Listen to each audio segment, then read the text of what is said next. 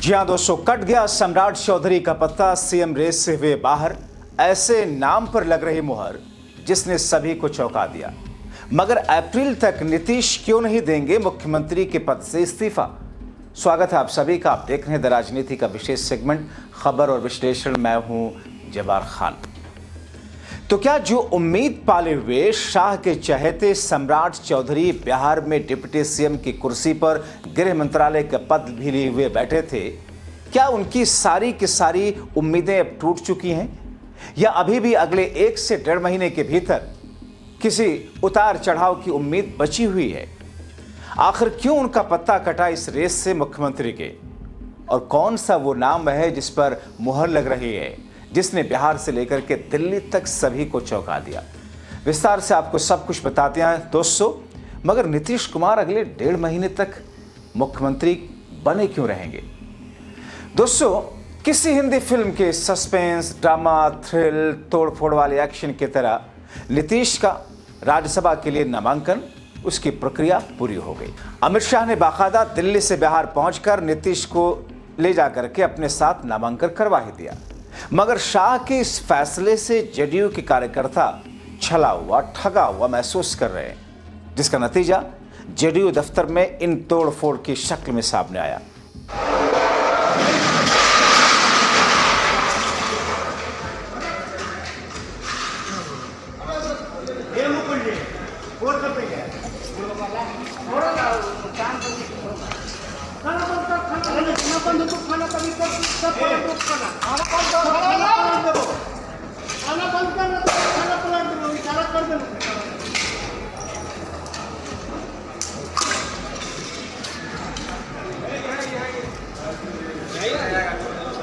अब दोस्तों, बिहार में एनडीए सरकार के अभी 6 महीने भी पूरे नहीं हुए कि नीतीश कुमार अब पटना से दिल्ली जा रहे हैं। निकल चुके हैं, नामांकन पत्र दाखिल कर दिया। तो बिहार में पावर ट्रांसफर भी जाहिर तौर पर तय है। नीतीश की जगह पर बिहार का अगला मुख्यमंत्री कौन होगा? हसरत पाले हुए सम्राट चौधरी तो सबसे आगे आगे तैर रहे थे। जैसे उत्तर प्रदेश के 2017 के विधानसभा चुनाव में योगी आदित्यनाथ के इतर कई सारे बीजेपी के नेता न सिर्फ हसरत पाले हुए थे, बल्कि ये मान के चल रहे थे कि वो तो अब मुख्यमंत्री की शपथ लेने जा रहे हैं। कईयों ने तो पूजा पाठ कर ली थी, ड्रेस तैयार करा लिए थे। मनोज सिन्हा से लेकर केशव प्रसाद मौर्य से लेकर कुछ लोग उस लाइन में थे। मगर क्या हुआ? योगी आदित्यनाथ पैराशूट से आए और उन्होंने बाय हुक कहिए, बाय क्रुक कहिए, या फिर संघ की अपनी अलग लाइन कहिए, जिन्होंने मोदी शाह को मना करके योगी आदित्यनाथ के नाम पर मुहर लगवा दी। अब दोस्तों, नीतीश की जगह पर बिहार का अगला मुख्यमंत्री कौन होगा और उप मुख्यमंत्री किसे बनाया जाएगा?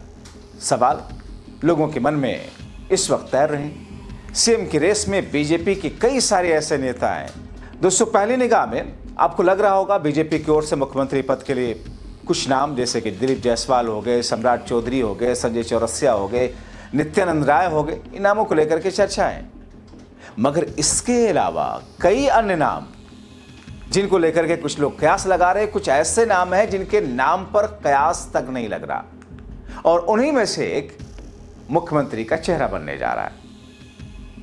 अब दोस्तों, बिहार के सियासी इतिहास में पहली बार बीजेपी का मुख्यमंत्री होगा। एनडीए के भीतर सबसे ज्यादा चर्चा इस बात को लेकर के है कि अगर मुख्यमंत्री का पद बीजेपी के पास गया तो पार्टी किस चेहरे पर दांव लगाएगी। फिलहाल कई नामों पर मंथन, लेकिन दोस्तों, उप मुख्यमंत्री सम्राट चौधरी भले ही खुद को सबसे आगे समझ रहे हो, भले ही उनको लेकर के सबसे आगे कहा जा रहा हो कि वही बनेंगे, लेकिन उनका पत्ता कट चुका है। अब दोस्तों, कौन है वो नाम? यहां एक बात साफ कर दूं कि मुख्यमंत्री की दौड़ से सम्राट चौधरी का पत्ता हिसाब से कटा। अब इनकी जगह जो नया नाम आ रहा है बतौर सीएम, वो नितिन नवीन की तरह सभी को चौंकाने जा रहा है।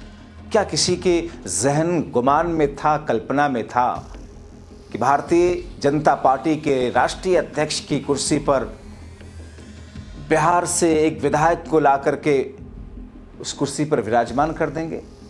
और आपने देखा था, हालांकि मोदी शाह के इस राज में उस किसी भी और कुर्सी की कोई वैल्यू है नहीं, कोई महत्व है नहीं, सिर्फ औपचारिकता भर होती है।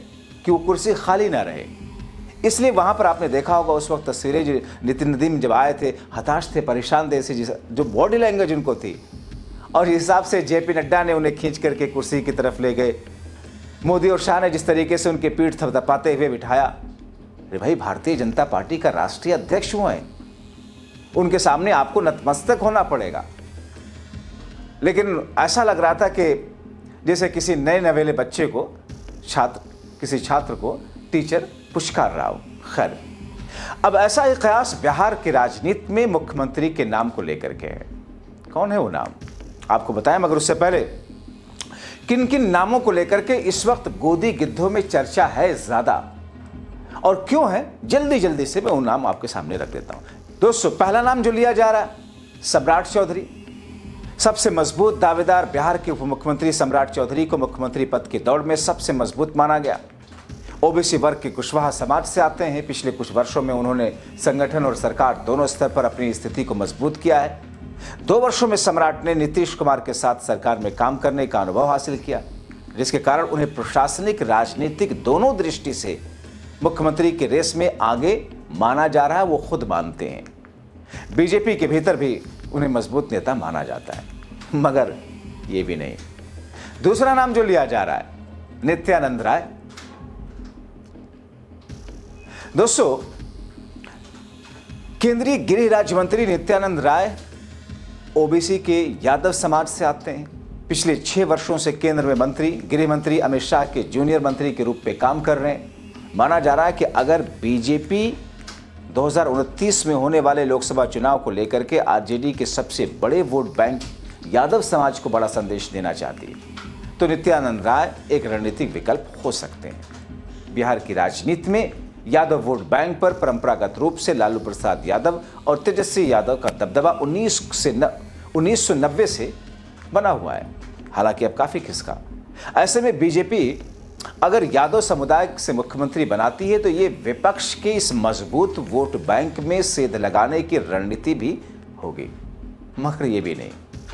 तीसरा नाम जो लिया जा रहा है वो है दिलीप जायसवाल।